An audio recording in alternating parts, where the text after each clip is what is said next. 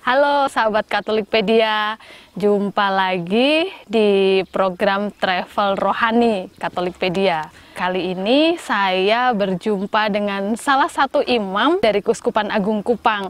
Romo boleh memperkenalkan diri ya Romo untuk dengan sahabat Katolikpedia. Silahkan Selamat Romo. sore para sahabat Katolikpedia. Perkenalkan, saya Romo Faris, lengkapnya Romo Faris Paut dari Keuskupan Agung Kupang. Saya menjalani tahun imamat yang ke-9, kemarin baru berulang tahun bersama 10 teman-teman saya. Jadi itu sekilas perkenalan saya kepada teman-teman Katolikpedia. Salve, selamat berjumpa. Ya, selamat ulang tahun imamat ini Romo. Romo baru merayakan imamat, berarti imamat yang ke-9 tanggal ya. 24 Oktober kemarin. 24 Oktober, baik. Romo, kalau boleh cerita, Romo mungkin bisa diceritakan, Romo sharing begitu ya. Romo kalau asal dari mana Romo? Saya asli Kupang, bapak saya dari Timor dan mama saya dari Timor. Asli Kupang, memang ya, asli Kupang ya. Ya. Kalau dulu itu sebenarnya seperti apa sih Romo? Mungkin apa yang menginspirasi Romo sehingga akhirnya itu tertarik atau terpanggil menjadi seorang imam? Iya. Saya 99 itu SD kelas 1995 ya. Ya. Saya SD kelas 5 itu saya sudah masuk dalam kelompok putra putri altar. Kebetulan di situ kami berkecimpung di gereja, kebetulan paroki saya, paroki Santo Yosef Pekerja Penfui, yang juga aktif dalam Misdinar. Waktu itu masih putra putri altar, kami masuk dan saya dapat posisi sebagai ketua di situ. Jadi dari situlah saya mulai terpanggil untuk mau menjadi imam. Ya. Tapi waktu itu Romo sudah langsung mengungkapkan keinginan itu kepada Bapak Mama atau bagaimana Romo? Belum, karena pada waktu itu kebetulan kakak saya yang ke nomor 2, saya jadi kami 4 bersaudara. 4 bersaudara. Saya yang terakhir keempat, paling bungsu. Paling bungsu ya. Jadi kakak saya yang kedua ini sudah masuk frater di Serikat Sabda Allah waktu masih novis. Ya. Tapi karena kendala kesehatan, waktu itu asma, tidak bisa untuk beliau lanjut, kakak saya ini lanjut, jadi dia katakan kalau begitu kau saja yang ganti saya. Jadi kau sebagai adik, kau bisa ganti saya. Jadi dari situlah saya mulai memupuk saya punya panggilan di situ ya. Iya. Itu kira-kira mungkin ada momen waktu itu ketika kapan Romo akhirnya memberanikan diri untuk mengungkapkan keinginan menjadi imam? Waktu itu kelas 5 itu tahun 95 itu kelas 5 kami sudah mau siap untuk komuni pertama. Ya. Nah, dalam kebiasaan di Keuskupan Agung Kupang ini, anak-anak yang mau dipersiapkan untuk komuni pertama itu biasa diberikan ujian lisan oleh pastor paroki. Pada waktu itu pastor paroki langsung menanyakan, waktu itu Pater Sebasnya langsung tanyakan, Faris nanti cita-cita mau jadi apa? Jadi saya langsung spontan menjawab, entah waktu itu jawaban saya, tapi memang dari hati saya langsung jawab, saya ingin menjadi imam. Lalu beliau katakan, ya kalau begitu sekolah baik-baik untuk jadi imam. Pesannya gitu, itu ya. Tapi Bapak Mama setuju? Waktu itu Bapak Mama belum, Bapak yang belum setuju. Oh, Bapak belum setuju? Ya, Bapak belum setuju karena saya anak bungsu. Juga sudah gagal kakak yang kedua untuk masuk. Pada waktu itu biaya masuk seminari juga agak sedikit mahal. Jadi beliau katakan, sudah sekolah negeri saya saja supaya Bapak kasih apa yang kamu mau. Mau motor kah, mau sepeda kah. Jadi sudah ditawarkan semua hal. Lalu saya katakan, waktu ini saya sudah tulis surat lamaran ke seminari pada waktu itu. Jadi Bapak saya langsung bilang, wah kenapa kau tulis, kau tidak beritahu kepada saya. Kalau begitu kau masuk, jangan sampai kau keluar. Gitu kan, langsung diancam begitu. Saya matilah saya ini. Karena aduh ini kalau keluar habislah saya, tamat riwayat. Jadi saya hanya katakan, baik, nanti saya masuk, saya tidak keluar. Dari situlah saya berusaha untuk tidak melanggar aturan. Tidak melanggar janji yang sudah diucapkan itu ya. Karena akhirnya Bapak tidak tahu nama betul. Akhirnya Bapak mengizinkan ini kan juga. Beliau hadir pada saat saya tabisan. Selama itu tidak pernah hadir. Oh, sebelumnya mulai seminari, terima jubah di Atambua, sampai itu tidak pernah hadir. Sampai saya tabis, beliau yang kasih pakai saya kasula, baru dia hadir. Oh, jadi memang ini ya, Bapak, istilahnya apa? Mungkin semacam mengetes seperti apa sih ini anak saya ini menunggu momen itu gitu. Dia bisa memenuhi janjinya dulu atau tidak begitu ya, Romo ya. Unik juga ini. Kan biasanya kalau begitu kan ada kesempatan-kesempatan ketika orang tua bisa berkunjung kan, berkunjung dua-dua ya. Tidak pernah dia datang berkunjung. Cilaka saya. Saya masuk seminari sendiri, atur semua sendiri karena pada waktu itu mama saya seorang penjahit. Jadi bapak saya ini seorang pedagang hewan. Jadi mama saya yang mengatur saya semua itu ya. Jadi semua datang dengan bapak mamanya, saya hanya dengan mama sendiri. Kadang mama tidak ikut, saya sendiri pergi. Jadi saya yang atur semua, kasih saya uang untuk bayar uang sekolah, atur sendiri semua itu. Jadi pas momen tabisan itu baru saya katakan, sekarang saya sudah jadi imam. Jadi harus setuju. Tapi waktu itu reaksi Bapak terutama Romo ketika akhirnya tabisan, mungkin apakah Bapak sempat berkomentar sesuatu begitu? Dia bahagia. Bahagia sampai dia betul-betul membuat pesta yang istimewa untuk saya. Karena ini ya, sebagai ungkapan syukur begitu ya. Kalau waktu itu kan berarti Romo tabisan 2012 ya. Setelah itu Romo ditugaskan di mana, Romo? Ya, jadi setelah 2012 saya ditabis, 2 bulan setelah itu saya ditugaskan ke Keuskupan Padang, Sumatera Barat. Terlebih dikhususkan pada Kepulauan Mentawai. Karena Kepulauan Mentawai masuk dalam Keuskupan Padang. Iya. Karena waktu itu ada kerjasama antara Keuskupan Agung Kupang dengan Keuskupan Padang ya. Makanya oleh karena itu meskipun Romo dari Projo Keuskupan Agung Kupang bisa bermisi di tanah misinya Keuskupan Padang begitu ya. Waktu itu berarti berapa tahun Romo di Mentawai itu? Saya 3 tahun. 3 tahun ya. 3 tahun saya di sana. 3 tahun. Dan itu pertama kali Romo ke Mentawai? Pertama kali saya keluar dari kota Kupang. Pertama kali keluar kota Kupang? Keluar dari kota Kupang, melihat dunia yang luas. Oh begitu? Baru saya teringat dunia ini tidak selebar. Karena memang perjalanan dari Kupang sampai ke Padang itu kan kita transit 2 tempat. Surabaya, Jakarta, baru Padang. Baru ke Padang, ya. Jadi itu saya bawa dengan konsep Kupang saya tentang aturan-aturan tentang budaya orang Timur. Ya. Di sana tidak terpakai itu. Ada pengalaman menarik atau mungkin lucu atau yang sangat berkesan Romo ketika akhirnya itu kan pasti kan Romo juga harus menyesuaikan banyak hal ya Romo, beradaptasi sangat ini ya Romo di sana kan ya, itu mungkin jadi Romo boleh awal cerita. Sampai di sana di Kepulauan Mentawai itu salah satu hal yang harus kita kuat adalah menguasai bahasa budaya mereka. Jadi bahasa Mentawai itu harus kita kuasai untuk bisa bercakap-cakap dengan orang-orang di pedalaman Mentawai. Karena mereka waktu itu masih pedalaman, ya, masih berkabit. Jadi kita harus betul-betul pandai untuk menguasai bahasa mereka. Dan saya belajar sungguh-sungguh 3 bulan untuk bisa menguasai bahasa Mentawai secara umum ya. Karena ada ragam-ragam logat mereka. Yang berkesan itu waktu kami mulai turun untuk berpastoral. Jadi pada waktu Natal dan Paskah, saya ingat betul-betul pada waktu Natal, mulai tanggal 11 Desember sampai 11 Januari tahun berikutnya, itu kami berkeliling di 37 kapela. 37 kapela? 37 kapela kami berkeliling dengan jalan kaki. Kita hanya naik speedboat turunkan kita di pesisir pantai yang dekat dengan kapela, kita masuk, dari situ kita jalan kaki sudah 6 jam, 3 jam sampai selesai itu 3 bulan. Selama 1 bulan. Selama 1 bulan. Saya sampai di kapela pertama pada malam hari. Saya hanya lihat kunang-kunang. Kebetulan saya bawa gitar, itu cerita sedih sih. Saya bawa gitar, saya nyanyi yang jauh di dusun yang kecil pada saat mau Natal. Saya menangis waktu itu. Saya bilang, kenapa duduk-duduk mau jadi imam, datang ke sini gitu. Sepi, tidak ada orang ini. Aduh, menderita. Saya bilang, aduh Tuhan, kenapa mau jadi imam saya di sini?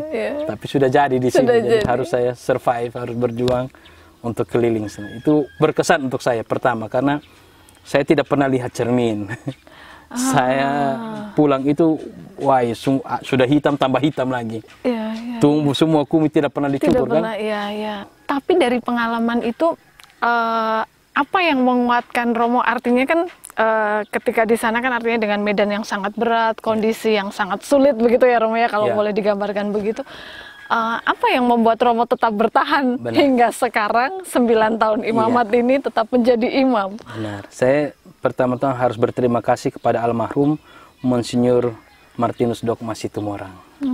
Sewaktu dia ingin membuat saya ke Padang, ke Mentawai, Kepulauan, beliau panggil saya secara bertatap muka. Beliau katakan, Faris, saya ingin menempatkan kamu di Kepulauan Mentawai di Sikabaluan, di paroki Santa Maria Auxilium Christianorum. Ya. Lalu bagaimana menurutmu, Faris? Saya katakan, Bapak Uskup, Monsinyur Petrus Turang mengirim saya ke sini untuk bermisi, untuk berpastoral. Suara Monsinyur Petrus Turang adalah suara Bapak Uskup. Suara Bapak Uskup taruh Faris di mana, saya ikuti kemanapun panggilan itu. Di situ yang saya kuat. Beliau harus katakan kuat, banyak berdoa, selalu harus berpasrah pada Tuhan. Jadi saya ke sana, itu menguatkan Romo saya juga untuk berpastoral di sana saya. Motivasi beliau sangat kuat karena beliau betul-betul fasih dengan 3 bahasa istimewa, Nias, bahasa Batak, bahasa Mentawai. Luar biasa beliau untuk saya punya panggilan yang masih muda imamat saya. Jadi disitulah saya Bapak Uskup bilang saya aman-aman di sini, makanya saya harus kuat. Harus kuat begitu 3 tahun di sana. Setelah itu Romo bertugas. Setelah 3 tahun saya kembali ke Keuskupan Agung Kupang. Lalu saya ditempatkan di Seminari Tinggi Santo Mikael sebagai ekonom di Seminari Tinggi. Selama berapa tahun? 1 tahun. Baik. Setelah dari situ baru saya dipindahkan lagi ke Oipoli ini di paroki Santa Maria Mater Dei. Tapi karena waktu itu ini sudah menjadi satu stasi, Bapak Uskup memanggil saya bilang kamu harus di stasi Santo Petrus. Tatawum ini ya. Itu berarti 2017 sampai dengan 2021 saat ini ya Romo ya. Romo selama perjalanan panggilan itu tantangan apa sih Romo yang menurut Romo itu paling besar dihadapi sampai dengan saat ini begitu? Mungkin dari 2017 sampai dengan saat ini kan pasti banyak sekali perubahan ya Romo ya, apalagi kan istilahnya listrik sekarang sudah mulai 24 jam, lalu jaringan internet sudah masuk meskipun mungkin memang masih kadang hilang muncul begitu, tapi mungkin tantangan yang paling berat dirasakan atau mungkin yang menjadi kendala untuk pertumbuhan dan perkembangan iman umat apa sih Romo? Yang saya rasa pertama itu ketika kita ditempatkan di Oipoli, konsep kita tentang Oipoli adalah daerah pedalaman dan terbuang. Konsep waktu itu. Jadi waktu saya datang ke sini, saya ingin merubah mindset itu. Saya datang ke sini, saya ingin katakan bahwa tempat ini menjanjikan satu panggilan yang baik. Dia bukan tempat yang terbuang, bukan tempat terisolir, bukan tempat pembuangan. Tempat ini menjanjikan panggilan untuk saya. Jadi saya datang ke tempat ini, saya melihat situasi yang ada. Belum seperti ini yang teman-teman Katolikpedia bisa lihat. Belum seperti ini waktu itu, masih kering kerontang, masih belum ada harapan lah untuk ada benih iman tumbuh. Walaupun umat sudah berkembang di sini dengan 144 kakak jadi 160 kakak. Sekarang 160 kakak sekitar 500 jiwa itu ya Romo yang tadi Romo cerita Lalu tantangan yang saya temukan berikut adalah situasi ekonomi umat dan pendidikan.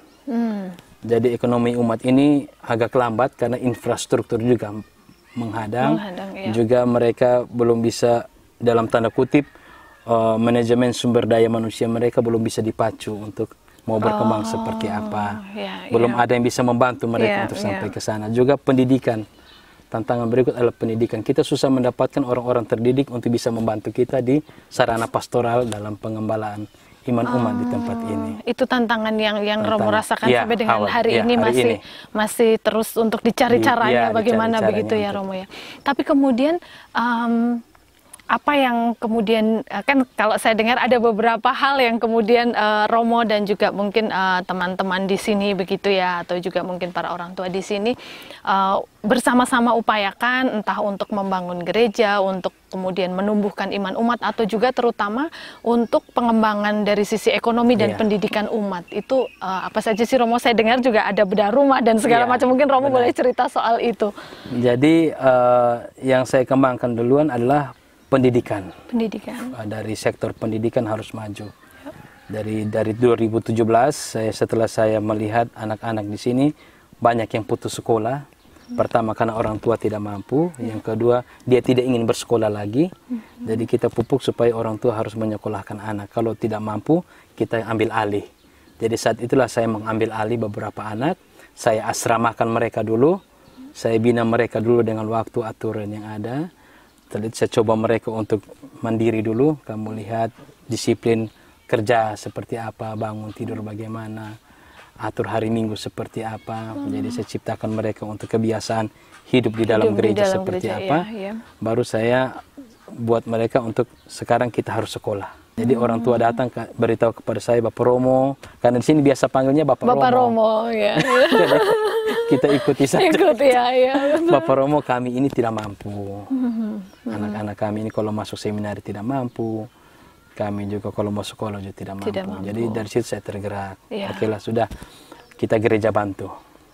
Memang tidak besar pendapatan di gereja ini, tapi kita bisa sisihkan untuk ya, Romo, membantu untuk mereka. Membantu jadi pendidikan puji anak-anak. Tuhan, mulai 2017 sampai 2021 ini sudah ada sekitar 17 anak yang kami sekolahkan.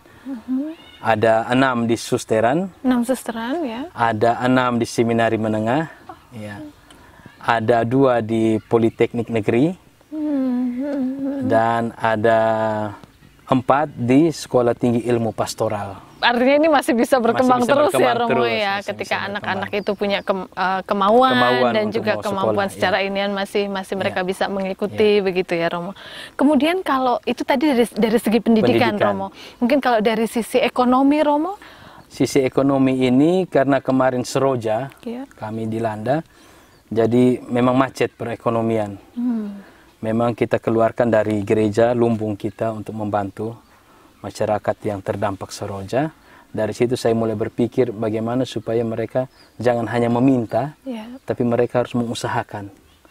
Ya, saya berpacu dengan itu karena untuk memulai sesuatu yang baru itu agak susah. Jadi saya mulai mencari lahan, melihat lahan masyarakat. Saya katakan ini kita jadi lahan contoh gereja. Jadi saya mulai dengan pertanian sayur. Karena pertanian sayur ini kami selama 2017 sampai 2020 ini kami kesulitan sayur. Jadi saya bilang sudah kita buat pertanian sayur. Saya ke Kupang cari bibit. Cari bibit yang banyak, datang saya bantu mereka untuk pedagogi tentang kesuburan tanah. Terus kami mulai menyuburkan tanah, mulai ya sedikit semi modern lah, kami pakai alat modern untuk bisa semprot. Untuk bisa semprot itu ya. Ini bisa hidup.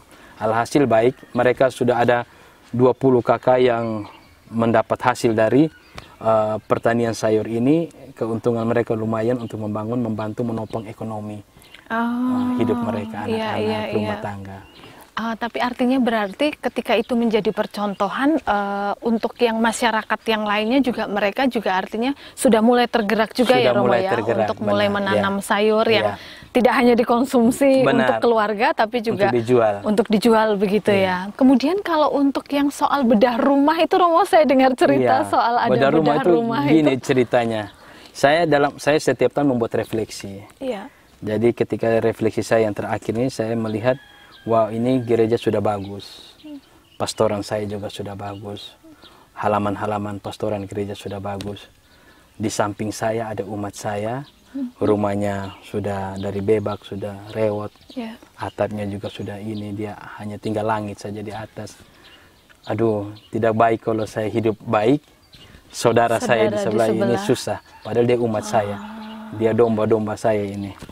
Dari situ saya langsung coba, oke lah, bagaimana kalau kita gereja membantu pembedahan rumah ini? Mereka bilang, aduh Bapak Romo, kami tidak punya dana. Tidak usah repot-repot. Kamu siap saja, kamu punya daun. Jadi 10% kamu tanggung daun dengan kamu punya kayu karena kamu ada. Kami dari gereja siap semen, material yang bisa dibilang pasir, begitu mungkin kalau membutuhkan itu ya, beton. Jadi kita mulai bangun. Yang tidak terlalu besar, 6x6 dengan 3 kamar, dengan lantai karena selama ini mereka tanah. Dan saya bersyukur itu 10 rumah sudah kami bangun. 10 rumah. Itu 10 program rumah itu mulai tahun berapa, Romo? Tahun 2020 kemarin. 2020 sampai 2021 ini 10 rumah 10 sudah rumah dibangun ya. Kami tersendat karena Seroja kemarin. Oh iya, jadi ya. banyak dana kami lari ke situ. Untuk bantu yang korban Seroja itu ya, dan juga memperbaiki mungkin infrastruktur atau rumah-rumah umat yang rusak begitu ya, Romo ya. Tapi artinya berarti program ini masih terus berjalan ya, Romo ya. Masih artinya akan terus setelah berjalan. ini masih akan terus berjalan masih ya. akan terus berjalan. Ya, Karena kebanyakan kami di sini rumah-rumah ini adalah rumah-rumah dari tahun 1999. Ketika gejolak Timor Leste itu, iya, jadi disebut rumah trans. Itu dibangun ala kadarnya saja sehingga cepat rewet, cepat rusak. Cepat rusak ya. Jadi itu harus kita bantu. Saya memang hati saya harus bantu mereka ini. Karena kalau untuk saya umat sejahtera, gereja juga pasti akan berkembang dengan baik. Itu dalam jadi hati mulai saya. dari situ begitu ya, Romo ya. Baik. Kemudian tapi kalau untuk yang di program bedah rumah ini, apakah ada tantangan khusus, Romo, untuk menjalankan program ini? Ada sih. Ada, selalu ada. Namanya semua umat mau supaya rumah mereka dibedah. Kita juga tantangan pertama itu ya. Tantangan yang kedua, kesulitannya kita itu pasti dalam hal keuangan. Kita harus bagaimana kita mulai menyisihkan ini. Karena kita hitung satu rumah itu biasanya kita budgetkan satu rumah 5 juta kita bisa. Satu rumah 5 juta ya. Agak sedikit besar itu anggaran itu dalam satu kali bangun. Jadi kita harus sisihkan ini, sisihkannya di mana. Makanya kita harus berkurang ini. Harus atur untuk supaya bisa tetap juga untuk bantu umat ini ya, Romo ya. Dan saya juga bersyukur ada keluarga-keluarga umat kita di Katolik di tempat lain yang mau membantu juga. Itu saya juga bersyukur. Makanya kenapa saya membuat Gua Marien dengan nama dengan Auxilium Christianorum. Karena tergerak juga dari Mentawai. Dari Mentawai ya. Tuhan membantu saya untuk melewati masa-masa sulit 3 tahun di sana. Dan di tempat inilah Tuhan membantu saya untuk bisa membantu orang-orang umat saya. Begitu. Akhirnya ini Gua Maria ini sudah jadi ya.